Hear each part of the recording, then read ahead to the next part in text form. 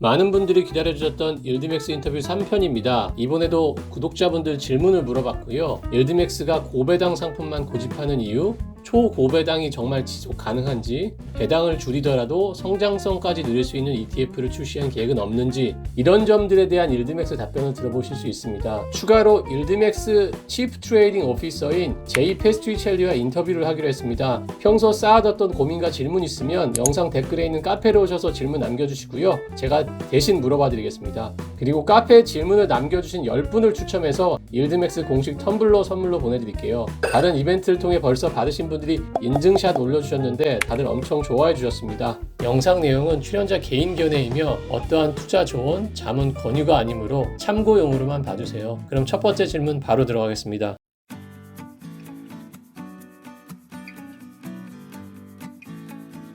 Very simply, the brand promise of YieldMax is to maximize yield, right? The original idea when Chris came to us was, how can we take a stock that people really like or an object like gold and put some yield on it using options? Well, a lot of those don't have a lot of volatility. So Chris worked with our team and we came up with the idea of, well, what if we used a more volatile stock and really maximized yield? So the strategy itself is simply a covered call. It's been done by hedge funds and investors forever. So we're simply taking a single stock exposure and we're selling a call against it to maximize the yield. That has only been possible in the United States for about 3 years because there's been good regulation that allowed us to make changes and do things in ETFs that couldn't be done years ago. The rules are boring. It's called 6011 and 18F4. I've done other videos where we've explained these rules. I'm not going to put you to sleep with them today.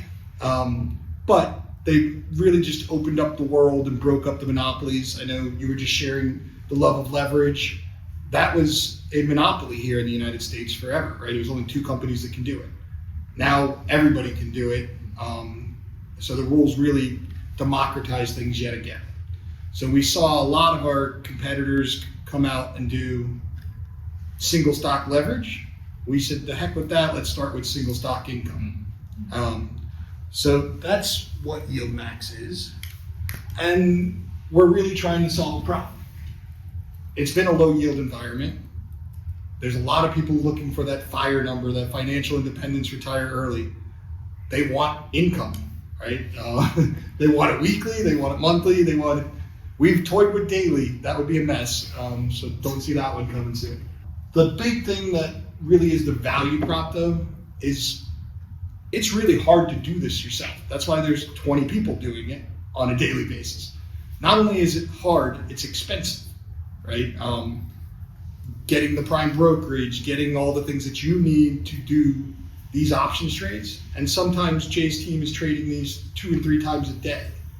We're doing about 2,000 options trades a week for these funds. That's some of the easier stuff. Then there's also opening up with all the prime brokers, connecting all the pipes to each one of these things. So there's a lot going on. So the big problem we're solving is doing this yourself is hard. We're packaging it. It's the same as when they launched the first gold ETF, right? Do we all want to have a safe and put our gold in it? And no, it's GLD. Well, it's the same thing that AG does for the bonds. It's the same thing that IBIT has done for Bitcoin. It's made it accessible. It's democratization.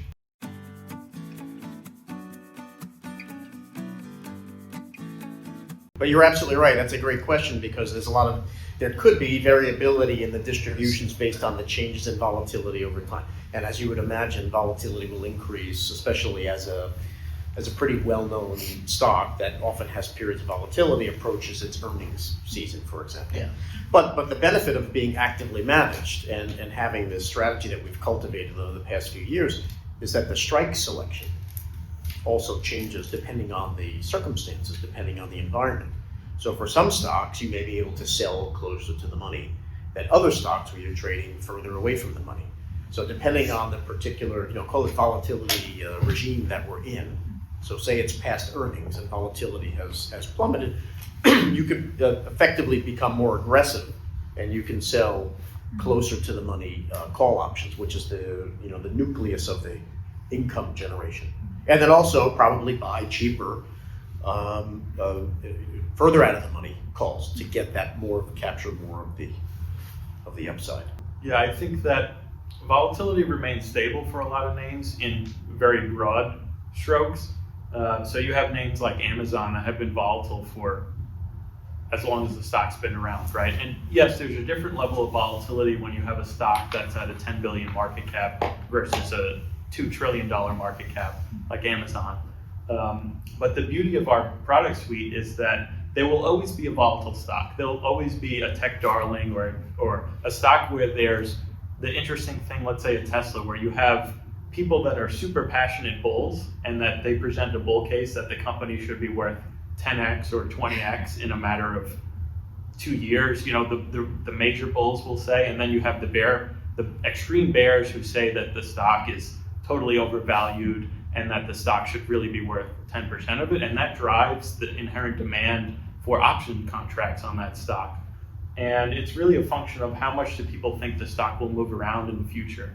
So because we have such a kind of wide variety of stocks in our suite, there's always going to be the super volatile stocks, and some stocks will move from, you know, in a very, very high volatility to probably a little muted volatility. But even traditionally, you look at, let's say, S&P vol might be at a 20, a single stock, let's say Microsoft, would be at a 35, Apple's probably in the same range, and then you have like MicroStrategy, which could be 80, 90, 100, depending on kind of the Bitcoin frenzy that exists at that time.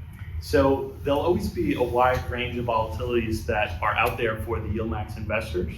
And I think that the beauty of our product suite is it's very easy for us to just launch new products when there are new popular stocks that have that kind of quality of the extreme bull case and the extreme bear case.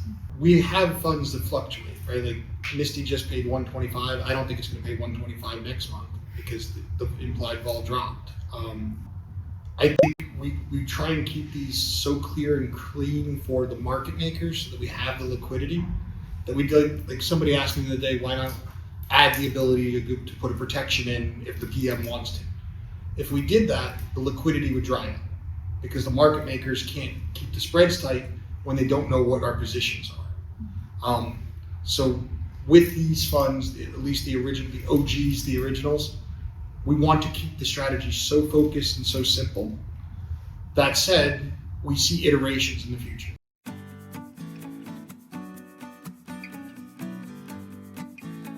Soon we'll be coming out with MicroStrategy with only a 25% yield.